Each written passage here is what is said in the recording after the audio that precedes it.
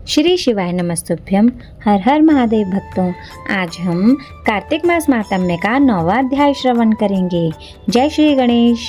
जो पढ़े सुनेगा इसे वह होगा भव से पार, श्री हरि कृपा से हो रहा 9वां अध्याय का सार। जय श्री गणेश। राजा पृथु बोले, हे श्रेष्ठ मुनि नारद जी, आपने कार्तिक मास के व्रत में जो तुलसी की जड़ में भगवान विष्णु का निवास बताकर उस स्थान की मिट्टी का पूजन करना बतलाया है, अतः मैं श्री तुलसी जी के महात्म्य को सुनना चाहता हूँ।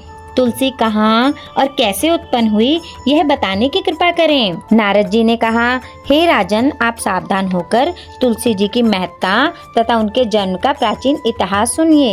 एक समय जब देवगुरु बृहस्पति और देवराजेंद्र कैलाश पर्वत पर शंकर जी का दर्शन करने गए तो भगवान शंकर ने अपने भक्तों की परीक्षा ली।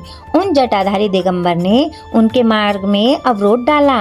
यद्यपि वह तेजस्वी, शांत, लंबी भुजा और चौड़ी छाती वाले गौर वर्ण अपने विशाल नेत्रों से युक्त तथा सिर पर जटाधारे वैसे ही बैठे थे, तथापि उन भगवान शंकर को न पहचानकर इंद्र ने उनका नाम धाम आदि परिचय पूछा और कहा कि शंकर जी अपने स्थान पर हैं या कहीं गए हैं। इस पर उस तपस्वी ने कुछ न कहा, परंतु त्रिलोकीनाथ के ऐश्वर्य से गर्वित होकर इंद्र कब चुप रहते। उन्होंने क्रोध कर तपस्वी से घुड़क कर कहा, अरे मैं पूछता हूँ तू उत्तर क्यों नहीं देता?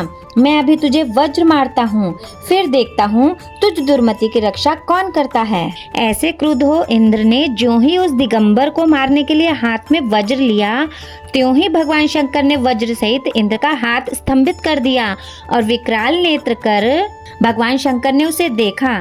त्यों ही ऐसा विदित हुआ मानो वह दिगंबर प्रज्वलित हो उठा है और तेज से जला देगा।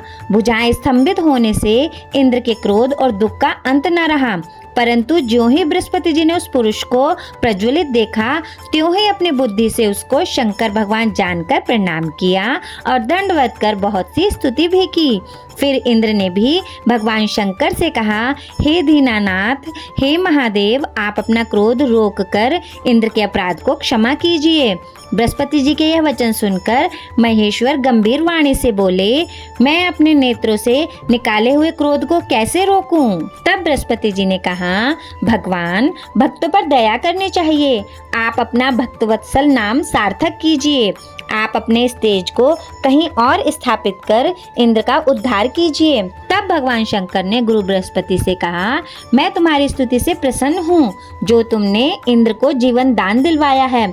मैं विश्वास करता हूँ कि मेरे नेत्रों की अग्नि अब इंद्र को पीड़ित न करेगी। बृहस्पति से ऐसा कहकर भगवान शंकर ने अपने माथे से निकाले हुए अग्निमय तेज को अपने हाथ में लेकर क्षीर सागर में डाल दिया। फिर लीलाधारी भगवान अंतर्ध्यान हो गए। इस प्रकार जिसको जो जानने की इच्छा थी उसे जानकर इंद्र और बृहस्पति अपने स्थान को चले गए। 9वां अध्याय संपूर्ण हुआ। बोलो श्री हरि विष्णु भगवान की जय। बोलो गौरी शंकर भगवान की जय। जय जय श्री राधे। श्री शिवाय नमस्तुभ्यम। हर हर महादेव भक्तों।